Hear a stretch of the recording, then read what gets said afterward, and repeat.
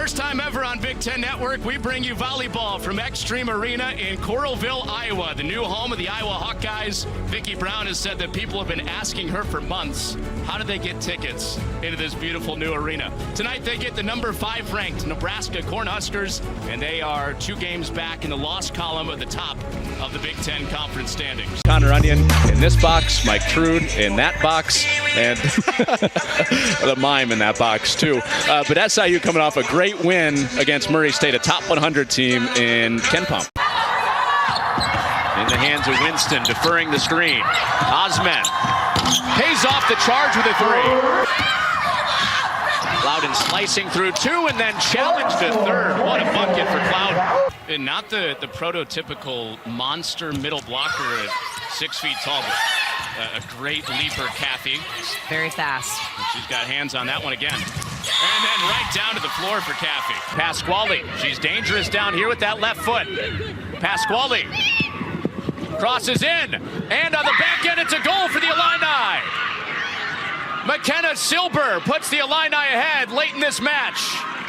So now 2 outs with the bases clear and 2 strikes on Wingirter. And she powers this out to left field. This is trouble, and that ball's gone. Compliment. That's lined right field. That's a base hit. Green light's on for Jake Boss. Here comes Kelly. Play at the plate, and he is out. And this ball is crushed out to right, deep into the Carbondale night, and the Salukis have the lead. Labanowitz out, Williams in, and it was Strong in motion, and a throw for Jacob Garrett, who has 2 broken hands, and he's home free to the end zone. How can he even catch the ball? Baseball on the Big Ten Network is brought to you by State Farm. When you want the real deal, like a good neighbor, State Farm is there. Connor Onion, Jeff Lizey, and Jeff, one more time getting in the sledgehammer with Iowa on the home run from Fallard. They've gone deep twice today. Yeah, they put some good swings on the ball. I mean, they've done a nice job just competing at the plate. They'll scratch across 4 runs, and I think it's big. The first 3 runs for Iowa were all with 2 outs. So the 2-out double by Nedved in the 4th, the 2-out home run, 2-out 2-run home run by Austin Martin in the 5th. So those first 3 runs all with 2 outs. And now we see another freshman right-hander, just like Ben Grable, first-year Kellen Pate in for the Wildcats. Yeah, just these opportunities to get some young guys some innings.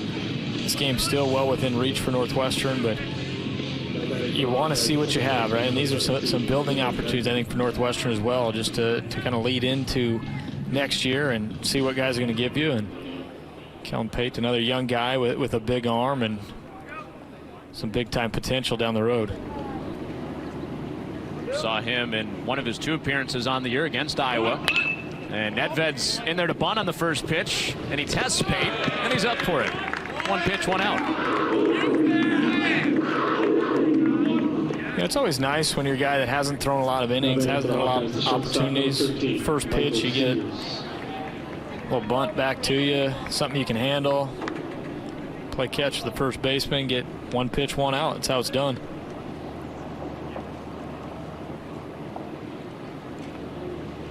Here's Michael Seegers. Well, how about the background on Kellen Pate? He's a young entrepreneur.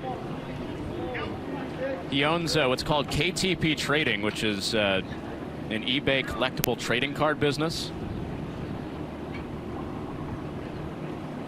I'm sure you were the collectible type, collecting baseball cards. You know, I did. Unfortunately, Connor, I collected baseball cards during the worst era of collecting baseball cards, so I think all mine are pretty much worthless. Like the players were just bad, or the cards were just bad, or what? Yeah, they almost, I'd say, overproduced, right? So like I think that era of the 80s, 90s, the cards aren't really worth a lot. They're actually making a resurgence, and I think you want cards that are older, or you want cards that are newer. But that middle area, my youth, I think I was robbed. 3-0. Yeah, that breaking ball wouldn't sit down. 4-pitch walk to Seegers. Best card that you did have in a collection of bad ones, apparently. What was it? You know, I got to look. I need to look. I've wanted to look. I'm sure I don't have all of them anymore, but I used to have. I know I had like a ton of Ken Griffey Juniors and. You said he had bad cards? No, they're good players, great players, but just that era cards, they're not worth very much. I bet mint condition, that would still sell pretty well. Well, you need to have the rookie card, I think. That's true. This one skips away from Troutwine. Seegers advances up to second with Ben Norman at the plate. Well, maybe you can consult with Kellen Pate a little bit. He can tell you the value. He's got the experience with it. They'll probably try and lowball me on my worthless cards, right? Cynical. Cynical of you. No, I love it. Yeah, I love the card collecting, and that's a thing. And I think there's people that are making money and doing really well with it. I think the COVID pause kind of had a resurgence in card collecting. I did a little bit of that. Found Mark McGwire A's rookie card during COVID. Nice. So you said rookie cards. Yep. I might get Kellen Pate on the line. Right. See what we can get on eBay. Are you a big card guy? I was. The big fear. Runners off, and Norman bashes it up the right field line for a base hit. With Seegers in motion, he can basically walk in and score to make it 5-0. And Norman's thinking 3. Here's the relay throw that direction, and it is late.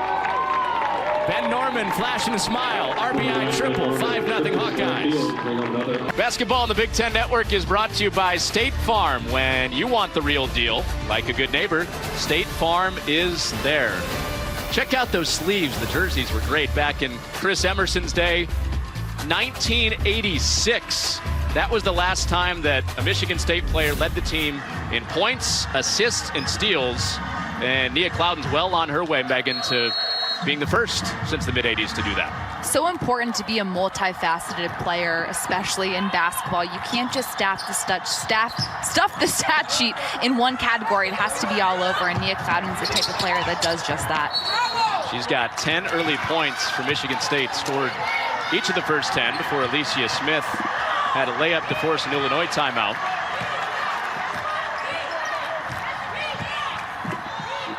Well, Michigan State, this is an important game for them because they're riding that 2-game losing streak, losses to 2 top 25 teams. But they're potentially a bubble team with how things are going right now, looking at the NCAA tournament picture. They've come out with a strong start, and Aralt hits the 3. Aralt, a player for Michigan State who was scoring a ton early on into the season, coming back from that pause, hasn't been as productive on the scoring end, but has the ability to knock down that 3-point shot, and someone Susie Merchant wants to get going offensively. Since Erica Porter had a layup plus a foul, Michigan State has rattled off 13 points in a row, and just like that, up double digits. And here comes Cloudon. And one of the rare times that you'll see her get frazzled out there in transition. And the Illini bring it the other way, and they stop that run with a 3 from Terry. Getting those transition buckets on the run, even transition threes, big to get those types of buckets for the Illini to continue getting that offensive firepower going. Wondered when we might see some zone from Illinois. We get it here. 2 high, 3 low for the Illini. Kind of in that flat 2-3, so Michigan State's going to have to try to get into the gaps, force the Illini to collapse and find open green jerseys. With nothing more, the Spartans had to use some clock, and Illinois does get their stop out of that zone with Kennedy Miles pulling down the miss. And Aralt with another block. Ephraim went inside, and then the Spartans gave it right back away. People don't realize Aralt averages about 2 blocks a game, so she's somebody that can make a difference on the defensive end as the 3 goes down for Aaliyah Nye. Big shot from the freshman.